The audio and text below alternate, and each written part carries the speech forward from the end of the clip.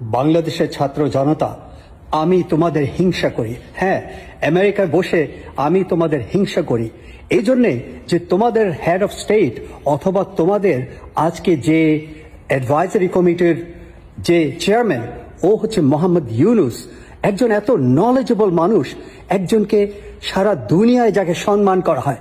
আর তোমরা দেখো আমাদের প্রেসিডেন্ট হচ্ছে Biden, he doesn't even know how to think. আবার অন্যদিকে অপোজিশন এখন হচ্ছে ট্রাম্প, অ্যানাদার স্টুপিড গায়। তো মোহাম্মদ ইউনুসকে তোমরা পেয়ে তোমরা যে কত ভাগ্যবান, আমার তো মনে হয় তোমার হিংসায় আমার মন জ্বলে যাচ্ছে তোমাদের জন্যে। কিন্তু মনে রাখবে, মোহাম্মদ ইউনুসকে যদি তোমরা রাখতে পারো, তোমরা এই দেশকে যদি সঠিকভাবে কয়েক বছর রাখতে পারো, তোমাদের ভবিষ্যৎ অনেক ভালো। এই জন্য বলছি, নাম্বার ওয়ান, মোহাম্মদ ইউনুস হচ্ছে world wide sort after person for knowledge and for wisdom. এইটা হওয়াতে বাংলাদেশের ম্যাটেরিয়াল এবং ইমম্যাটেরিয়াল বেনিফিট হবে। ইমম্যাটেরিয়াল বেনিফিট হচ্ছে বাংলাদেশের একটা ওয়েল নোন, একটা ওয়েল উইশিং হবে থ্রু আউট দ্য ওয়ার্ল্ড। আর ম্যাটেরিয়াল বেনিফিট হবে এই জন্যে সমস্ত বিশ্বের সমস্ত company, financial industry, banking industry এবং ম্যানুফ্যাকচারিং ইন্ডাস্ট্রি সবাই চাইবে বাংলাদেশকে সাহায্য করতে, কারণ তাদের একটা উইকনেস আছে নলেজের প্রতি।